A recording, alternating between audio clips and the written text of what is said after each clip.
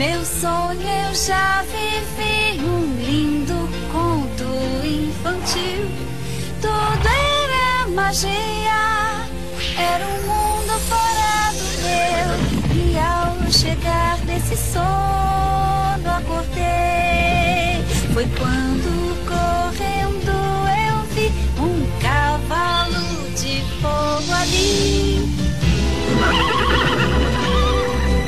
que tocou meu coração quando me disse então que um dia rainha eu seria, se com a maldade pudesse acabar, no mundo dos sonhos pudesse chegar.